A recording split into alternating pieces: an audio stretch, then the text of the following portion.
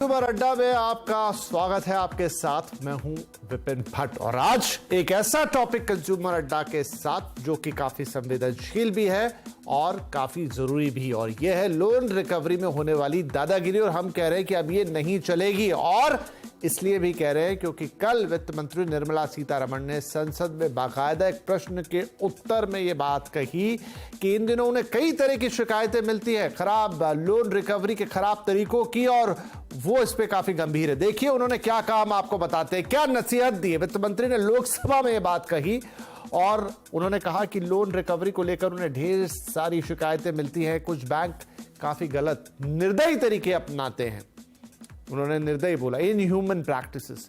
सरकारी और निजी बैंकों को उन्होंने निर्देशित भी किया कि इस तरह की प्रैक्टिस को बंद किया जाए, वसूली के निर्मम तरीके ना अपनाए जाएं, और कोई बैंक ये करता है तो काफी गलत है। संवेदनशीलता, मानवता, इन बातों का ख्याल रखा जाए। किसी ने लोन लिया है तो वो अपराधी नहीं है, अगर वो डिफॉल्ट कर देता है तो उसके साथ गलत व्यवहार नहीं होना चाहिए। कानूनन जो तरीके हैं उन्हीं पर काम होना चाहिए। थर्ड पार्टी वसूली एजेंट की गुंडागर्दी, अब देखिए कि क्या होता है ये लोन वसूली में, आखिर क्या गलत होता है। तो थर्ड पार्टी को ये काम दे दिए जाते हैं, उनके एजेंट्स होते हैं और वो गुंडागर्दी पे उतर आते हैं। ऐसी कई चीजें हम कई सालों से सुनते आ रहे हैं। नाजायज तरीके से बनाते हैं दबाव। नाजायज तरीके क्या हैं? आपको ब्लैकमेल करेंगे, आपके साथ मारपीट करेंगे, आपको बदनाम करेंगे, और आजकल तो कुछ और तरीके भी आ गए जिनकी अब बात करेंगे। दबाव के चलते परिवार बर्बाद होते हैं, ये बात बिल्कुल सही है। यहां तक कि हम आत्महत्या जैसी चीजें भी, ऐसी खबरें भी सुनते हैं। पिछले साल हुई थी एक लड़की की मौत। इस तरह के कई उदाहरण हैं, भरे पड़े हैं। मैं आपको अभी जब बातचीत करेंगे तो देंगे। ट्रैक्टर के नीचे कुचली गई थी लड़की। ये तो एक बहुत ही इनफेमस वाकया है जो आप लोगों को याद होगा। वो ट्रैक्टर के लोन की रिकवरी, लोन पे लिया गया था ट्रैक्टर, वसूली करने गए थे, छीना झपटी हुई, बच्ची ट्रैक्टर के नीचे आ गई। लेकिन जब हम लोन रिकवरी की बात करते हैं तो एक और इंपॉर्टेंट चीज ध्यान में रखिए। इन दिनों डिजिटल लोन बहुत हो गए हैं। दो तरह के डिजिटल लोन, एक तो फर्जी चाइनीज ऐप वाले, वो बहुत सुने, लेकिन आजकल ऑथेंटिक लोन भी डिजिटल तरीके से ना ऑनलाइन मिलने लग गए हैं, जहां आपको बैंक के पास नहीं जाना पड़ता है। लेकिन उस पर भी आरबीआई ने काफी गाइडलाइंस जारी की हैं, उनका भी आज जिक्र करेंगे। और इस तरह के ऑनलाइन लोन्स में भी हाल फिलहाल में पूरे के पूरे परिवार ने आत्महत्या की, उसकी खबर थी, और भी इस तरह की कई दुखद घटनाएं सामने आई हैं। तो ये जो पूरा का पूरा लोन देना और फिर उसके बाद उस रिकवरी का एक गंदा जाल है, इस पर ही आज हम बातचीत करने वाले हैं। तो जरूर ध्यान से सुनिएगा, क्योंकि इस नई अर्थव्यवस्था में, कह लीजिए आजकल की जो अर्थव्यवस्था है, उसमें लोन लेना एक बहुत आम बात है। एक जमाना था जब लोन लेना खराब माना जाता था, लेकिन अब तो लोग बहुत सारी चीजों के लिए home loan, personal loan, auto loan, कई तरह के लोन लेते हैं और ये सिस्टम चलता रहता है। लेकिन खराब रिकवरी, गलत रिकवरी, गलत बात है। चलिए बातचीत की शुरुआत करते हैं। हमारे साथ है यूको बैंक के पूर्व सीएमडी आर.के. टक्कर साहब, बैंकिंग के लीगल एडवाइजर और भावसार एंड मेहता के फाउंडर हितेन मेहता, और rupeapesa.com के एमडी मुकेश पांडे। आप सभी का बहुत बहुत स्वागत है। टक्कर साहब, मुझे याद पड़ता है कि जब आप यूको बैंक के एमडी थे और चेयरमैन थे, हम तब आपसे बातचीत किया करते थे, क्योंकि ये तब भी ये मामला कोई नया नहीं है। आई थिंक 17-18 साल से तो मैं ही इन चीज़ों को देख रहा हूँ, सुन रहा हूँ, जब लोन रिकवरी के गलत तरीके, एजेंट्स की बदतमीजियाँ, बहुत सारी उनकी कारगुजारियाँ सामने आ रही हैं। एक बार फिर वित्त मंत्री निर्मला सीतारमण संसद में ये बात कह रही हैं और कह रही हैं कि उन्हें ढेरों शिकायत मिलती है। सर, बहुत लंबा समय बीत गया, आज तक ये चीज बदली क्यों नहीं? क्या किसी ने, बैंक्स ने, या इवन मैं कहूँ सरकार ने इसे सीरियसली नहीं लिया अब तक? नहीं, देखिए, ये जो इशू है लोन रिकवरी का, स्पेशली थ्रू रिकवरी एजेंट्स, आपने सही फरमाया कि पिछले आई थिंक ये करीब 15 साल से हम ये इश्यूज को सुन रहे हैं कि कई बार जो रिकवरी एजेंट है वो गलत तरीके इस्तेमाल करते हैं, जबकि इसके लिए पूरी सब गाइडलाइंस हैं, सब नॉर्म्स हैं। रिजर्व बैंक ने भी गाइडलाइन इशू की हुई है, उनके फेयर प्रैक्टिसेस कोड भी है लैंडर्स के लिए। उसके अलावा स्पेशली जब ये रीपोजीशन ऑफ व्हीकल्स है या रिकवरी एजेंट जो गुंडागर्दी करते हैं, जब वो रीपोजीशन लेने की कोशिश करते हैं, इसके लिए भी एक नॉर्म्स बनाए गए हैं, उसका एक ड्यू प्रोसेस बनाया गया है। और यहाँ तक कि जो रिकवरी एजेंट्स हैं उनके लिए ट्रेनिंग का भी एक मैंडेटरी प्रोविजन है। ये आईबीए और Indian institute of banking and finance ने मिलकर ये एक 100 घंटे का एक प्रोग्राम है, जो कि एक जितने भी रिकवरी एजेंट्स हैं उन सबको ये पास करना होता है। तो जो सिस्टम्स हैं वो सब प्लेस में है। ये नहीं है कि बैंक या सरकार या रिजर्व बैंक ऑफ इंडिया उन्होंने स्टेप्स नहीं लिए हैं, लेकिन फिर भी ये घटनाएं कभी ना कभी कुछ ना कुछ सामने आती हैं, और इनका समाधान कैसे किया जाए वो एक समस्या है।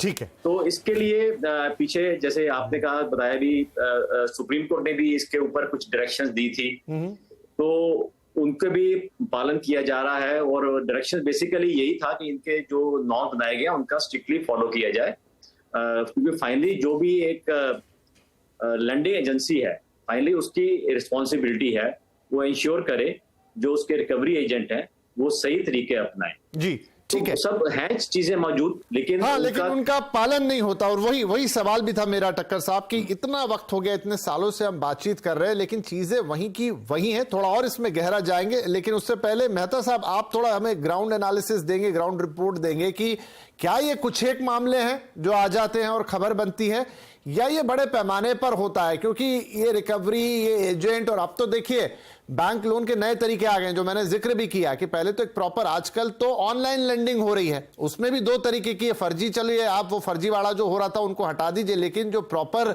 अच्छी कंपनियां हैं वो भी किसी एनबीएफसी या किसी बैंक से टाई अप करके और वो डिजिटली लोन दे रही हैं, और उसके लिए अलग से गाइडलाइन भी आई है, लेकिन शिकायतों का अंबार बढ़ता जा रहा है। बिपिन जी, जैसे निर्मला जी ने बोला है कि bank should not take harsh steps on the borrowers, इनका ये स्टेटमेंट ही सूचित करता है कि नौबत कहां तक आ गई है। ठीक है, तो पहले तो हमें ये समझना पड़ेगा कि हार्श स्टेप्स कैसे होते हैं और क्या होता है। ठीक है, सो हार्श स्टेप्स में पहले तो जब बैंकों को जब एनपी अकाउंट से रिकवरी करनी होती है तो वो इस तरह की कई एजेंसियों को सुपारी देते हैं, नंगे शब्द में बोलूं तो। ठीक है, और ये जब सुपारी देते हैं तो इनके साथ एक दिखावे के लिए कॉन्ट्रेक्चुअल टर्म्स बनता है कि आपको लीगल वे से ही करना है, ये करना है, वो करना है। ठीक है, वो एज पर द बायलॉज जैसे टक्कर साहब ने बताया। लेकिन होता क्या है कि ये जो एजेंसियां होती है, ये कोई ऐसी हम एक अच्छे तरह की एजेंसी तो नहीं बोल पाएंगे, ये बेसिकली गुंडे टाइप की एजेंसियां ही होती है डेफिनेटली, और इनको परसेंटेज दिया जाता है रिकवरी पर from private banks, nationalised bank, NBFC bank. अब अगर कमीशन है, परसेंटेज है, तो बढ़ने चले कि इनको रिकवरी बाय हुक क्या क्रुक करनी है तो ही इनकी जेब भरेगी।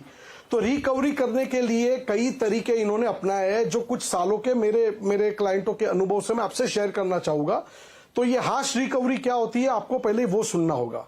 जैसे कि फर्ज कीजिए बिपिन जी, आपने लोन लिया और कुछ महीनों का आपका डिफॉल्ट हो रहा है। अब कोविड का पीरियड है, डिफॉल्ट बहुत आम बात है, और हमारे पहले ये समझना पड़ेगा कि डिफॉल्ट हमारे कल्चर में नहीं है, पहले हमारी मानसिकता को बदलना पड़ेगा।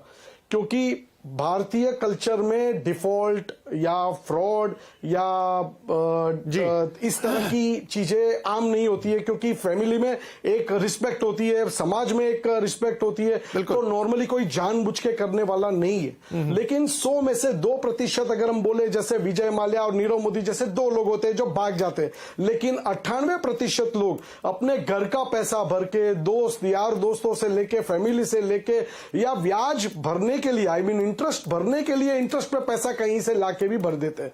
ठीक है, ये सिर्फ अपनी रिस्पेक्ट को बचाने के लिए।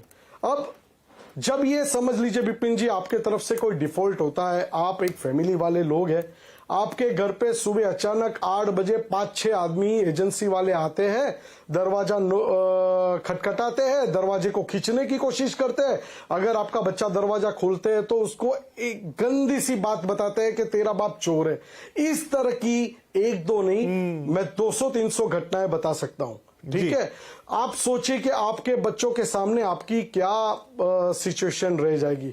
ये और सिर्फ इसी तरह नहीं है, आपके नेबर्स के यहाँ जाके दरवाजा खटखटाना कि बिपिन जी कहाँ रहते हैं, उस तरह से आपको हर तरह से मेंटल हैरेसमेंट करना। इतना ही नहीं, इन लोग के कॉल सेंटर के साथ टाई अप है, जो एक सॉफ्टवेयर की हेल्प लेके आपके नेबर्स, आपके रिलेटिव, जैसे आपके जीजा जी के ब्रदर को फोन करना कि बिपिन जी ने हमसे लोन ली थी, आपका नाम दिया था। अब सोचिए कि ये लेवल तक ये लोग जाते हैं। क्योंकि उनका मकसद है रिकवरी करना बाय हुक या क्रूक। ये तो मैंने आपको माने ऐसा नहीं है कि एक दो जन को फोन करते, यानी बिपिन जी के मोबाइल का पूरा रिकॉर्ड उनके पास है कि बिपिन जी किसके साथ जुड़े हुए, बिपिन जी के कौन कौन रिलेटिव है। जी, मैं समझा आपकी बात। सॉफ्टवेयर की मदद से ये कॉल सेंटर